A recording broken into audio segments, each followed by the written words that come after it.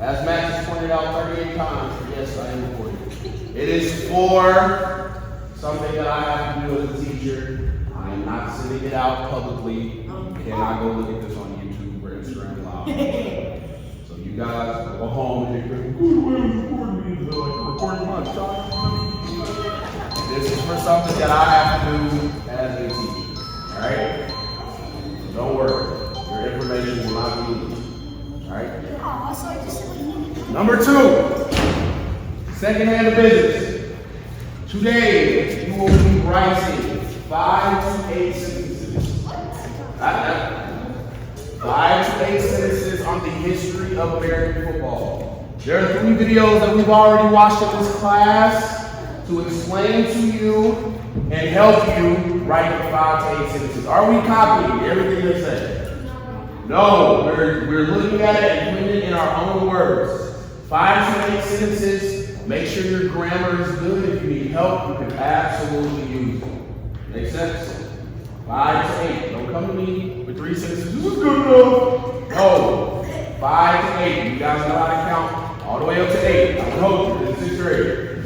So 5 to 8 sentences. It's in Canvas. I'm gonna have you in a little bit. Go get your Chromebooks.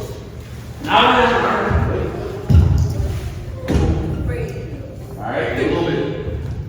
So while we're watching while you're doing that, I'm going to have you gather around the TV. There are an NFL guys, the NFL video. I want to show you from the same guy that we had show us the positions and explain football. There's how the NFL draft works as well. The NFL draft. Who knows what the draft is? I'm doing. Jace? Sophie?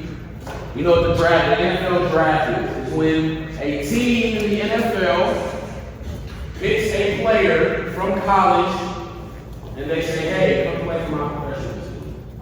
So the Cowboys say, hey, there's a guy at the University of Texas that you're really good at football. If they're in the right position in the draft, they would say, we draft you, you are now a draft. Now you're going to play for us. But we'll learn about all that stuff here. Make sure while we're doing our work, we're watching videos, you're quiet. We're not yelling and screaming and paying attention, Justin. Right? Make sure we're doing what we're supposed to do. So, on my whistle, get up, go get your Chromebooks. On my whistle, get up, go get your Chromebooks and sit in front of the television. Every year, ensuring that every team will play each of the 31 teams at least once in a 4-year period. Pretty cool, huh? Now, at the end of the regular season, the single elimination postseason begins in early January and ends in February when the championship game is played, known as the Super Bowl. This is different as well, too. They changed the playoff format and the way they do playoffs, too. But if there are 2 conferences, right, what's the name of them? AFC and NFC. We can see it over there, right? So the top 6 NFC teams are going to the playoffs. The top 6 AFC teams are going to the playoffs. At the very end, whoever wins the playoff bracket, they play each other in the what? Super Bowl. Good, the Super Bowl. So, if there are 16 teams each conference and only 6 make the playoffs, how many teams each conference does not make the playoffs? There are 16 teams each conference. There are 16 teams each conference, right? And the top 6 make it. 10. Good. So if you are an unrestricted free agent, and you play out your contract, let's say your contract, who knows what a contract is? When someone signs you to something and say, hey, you have to do this for us for the next X amount of years, right? In your job. You guys learn more about contracting in a couple of days. But, so same thing in the NFL, because they're adults, right? So they say, hey, you have to play for us. Hamza, you have to play for the Chicago Bears for the next 4 years. You will, okay, right? You do your 4 years. Now you are unrestricted. So that means if you want to keep playing football, right, in the NFL, you can re-sign with the Bears if they offer you a contract, or you can sign with any other team in the NFL for a contract if they offer you. So, and there's a thing called restricted free agents. Restricted. So we're gonna learn about that. Let's use an example for restricted. We have a running back for the Chicago Bears, and his contract has expired after completing 3 NFL seasons instead of 4. He now has the opportunity to negotiate with the other 31 teams in the league before the NFL draft in April. An offer is given to him by the Bears' divisional rival, the Green Bay Packers, and the running back accepts. Now, the Bears can do 1 or 2 things in response. 1, they have the right to match the offer to keep their running back and he stays. Or 2, the Bears choose not to match, and then may receive draft choice compensation that's dictated by the size of the qualifying offer. But let's say the running back receives no offers in that time. Well, the Bears retain the rights of the player. Make sense? Now, each and every team has the option to use what is known as a So, restricted free agent, Kanaya, the Las Vegas Raiders, you played for them for 3 years. And you go, okay, I'm a restricted free agent. So you go around all the other teams, and the Cincinnati Bengals say, Kanaya, we're going to offer you a contract, 4 years, $45 million. You go, wow, I'll sign, right? But you're restricted. So you just played for the Raiders, right? The Raiders can either say, okay, we're going to offer you the same contract, or they say, bye-bye, we don't want you. You go play for them, right? And if they say that, then you can play for the other team, or if they match it, you have to go back to your last team if they match it. Does that make sense? Does that make sense? So you can go back if they match. If you're like, the Raiders are like, oh, you're restricted, but you can go talk to other teams. You go, okay. And everyone says, no, we don't want you. The Raiders, you still have to play for the Raiders. Make sense? franchise tag is the amount of money teams are allowed to spend on player salaries and is enforced to all 32 teams. This gives the league as a whole a fair level playing field when it comes to free agency. When the cap was introduced in 1994, it was set at $34 million. In 2019, the cap is set at $188.2 million. When we get to the month of April, we arrive at the NFL draft. All right. The salary cap. So, Nazareth, you run the Arizona Cardinals. You're the owner, right?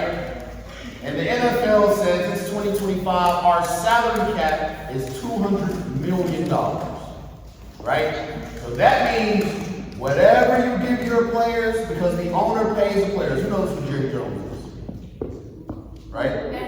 Man, he owns the Dallas Cowboys, so he's in charge of staying under the salary cap, right? So Nazareth goes, all right, $200 million, I'm going to give this player 38, I'm going to give this player 45, I'll give this player 10, and all the way up until 200, right? Well, if Nazareth goes, I kind of want to spend 205 because we want to be the best team in the NFL. The NFL can go, you can't do that, here's a big old hefty fine, $50 million, right? So you end up losing money because you want to go over the cap. That makes sense? 2018 as an example. Picks 1 through 20 are for non-playoff teams based on their regular season record going from worst to best. So, the NFL draft, I kind of explained it earlier, right? Why are the Browns the number 1 pick in the draft on this 2018? They're bad. They're the worst team in the league, right? They're I think this year they were 0-16. So they lost all their games. They're the worst team in the NFL because everybody else at least won 1 game, right? So that's why they're number 1. And as you go to number 20, those are the teams that didn't make the playoffs. Remember we talked about how the top 6 teams out of each conference make the playoffs? Those are the teams that did not make it, right? They were in that 10, like each conference in that 10 little area where you did not make it, right? So, and they go down by each record, right? So the Browns were 0-16, the Giants were 1-15, right? So the Colts were 2-14, right? And on down so. So, in 2018, the Cleveland Browns were given the number 1 pick. Spots 21 through 24 are the teams who lost in the wild card round, ranked on their regular season record from worst to best. So, 21 through 24, those are the teams that made the playoffs, right? They're the top 6 in their conference. but they lost the first round. Does that make sense? They lost the first round of the playoffs. 5 through 28 are the divisional playoff teams who lost, and spots 29 and 30 are the conference champion. So 24 through 28 are the teams that lost in the second round, right? And then 29 and 30 are the teams that lost in the game to go to the Super Bowl or the semifinal, right? And then the third, so if those are the teams, who do you think 31 and 32 are? Pay attention. Who do you think 31 and 32 are? The teams that what? Made the what? The teams that made the Super Bowl, who's number 32? The team that what?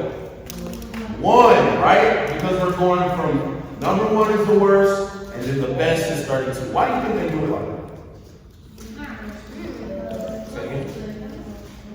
So the worst team can get the best player, right? What does that do for the whole league? Keeps it what? Unfair. Keeps it fair, keeps it competitive, right? Because if the team that won the Super Bowl got the number 1 pick, they already are the best team, and they're getting all the good players.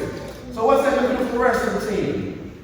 They're just going to keep being bad, right? So it keeps it fair, it keeps it competitive. Teams who lost. Finally, the Super Bowl champs pick last. With the order laid out, teams will negotiate by trading future picks and players on their roster to move up to select a desired rookie in the present draft. Because of this, the order changes for future draft rounds. A great example of this was in 2018, where the Browns had the number 1 and number 4 overall pick. They were given the number 4 pick because of a trade they agreed with Houston the previous year. So you can trade picks. So let's say, Kanaya, you go to the University of Texas. And Axel, you go to the University of Arkansas. And I'm the owner of the Giants. And I know the owner of the Browns wants to draft you, Kanaya, because you're the best player that's coming out of college, right? And I go, but we can trade picks in order so you can say, all right, you know what? You can have the number 1 pick so you can get Kanaya. We'll move down, and we'll draft you. Why not keep it track? Keep it track of the books. Well, that's illegal. That's bad. That's the bad one. This is the good one. Oh. The Texans traded their 2018 first-round pick in a deal to draft quarterback Deshaun Watson. Because Houston finished fourth, the Browns were given that spot. Trades like this between teams will happen even after the draft is complete, going into the regular season with the trade deadline being after the conclusion of Week 8. So if each NFL team has a salary cap of $188.2 million, how is the league even making money? The NFL has 3 primary sources of revenue. NFL Ventures, which handles merchandising like jerseys and apparel. NFL Enterprise. So, who walks in the store, you walked in Walmart, walked in any store and saw cowboy hats, Dallas Cowboys hats, shirts, things of that nature. Those are called NFL Ventures. So those are the people that sell you that type of stuff, right? And the NFL makes money off that. So if your parents, probably your dad, right? He goes and buys his favorite jersey of his favorite team. The NFL makes money from that. That consists of the NFL Network and NFL Sunday Ticket broadcasts. And NFL Enterprises. So, who knows what the NFL Red Zone or Sunday Ticket is? Nobody? So, if, let's say probably your dad, right? Mom can do it, most likely dad, right? He's like, it's Sunday, I want to sit down and watch some television, right? I want to watch some football, I want to watch some football. He's gonna say, all right, I'm gonna buy Sunday ticket. Go ahead, Nathan. He's gonna say, I'm gonna buy Sunday ticket. Boom. That money goes to the NFL, right? And then TV contracts. So remember we talked about player contracts? TV contracts are the same way. Who knows about Fox, CBS, all those stations, right? Where you watch NFL games, right? The NFL has a contract to broadcast it through that TV network. They don't just randomly show it, right? So if I work for CBS and we're watching the Cowboys versus the Eagles on CBS, the NFL has a contract with CBS to show you that game. Does that make sense? Got it. That's fine. contracts. which is the bread and butter of the league, making up almost 2/3 of their entire revenue. TV is the reason why the salary cap has risen so much since 1994, with TV ratings increasing 5% from 2017 to 2018. NBC, CBS, ABC, and Fox all race to see who can outbid each other whenever a new deal is negotiated. The numbers speak for themselves. In 2018, NFL games averaged 15.8 million viewers, excluding the London broadcasts. For the primetime games, the NFL has 3 nights of just one game being broadcast nationally: Thursday Night Football, Sunday Night Football, and Monday Night Football. So, prime time. Who knows what prime time is? I mean, so, that a prime time game is when they have it at a certain TV slot, a certain TV time, where they know a lot of people are going to watch. So, it's Thursday, Sunday, and Monday Night Football. So, what do you do? Right? So, who knows about Sunday Night Football? Who's ever heard of Monday Night Football? Those are prime time games, where there's going to be a lot of people watching. More people than the other days. Make sense? Each of those nights had an increase from 2017's viewership. To finally put this into perspective, in Super Bowl 53, where the New England Patriots defeated the Los Angeles Rams 13-3, a 30-second commercial cost companies $5.25 million. That's $175,000 a second. As the Super Bowl crowns a champion and the season comes to a close, the league distributes their revenue equally among the 32 teams, regardless of performance, to make it fair. In 2017, the NFL earned a reported $14.2 billion, giving each franchise $443.75 million. So, any question? Someone tell me something new you learned about me. I've learned that each team does like 16 games a year. 16 games of the year? Well, 17 now. Now it's 17. Someone else, tell me what you learned about the NFL football experience. Say it again, baby. They pay so people can see the games and have contracts, guys. You keep getting contracts, right? You keep getting more money. Yes. Draft. Yep. The draft. Now, the local teams that were pretty bad, they get the really good people coming out of college, etc. Guys, this assignment is due tomorrow, so make sure you get it done. 5 to 8 sentences. Good. You finished it great. 5 to 8 sentences on the prompt. It is in Canvas. All right. Go get your backpacks. Go get your spot.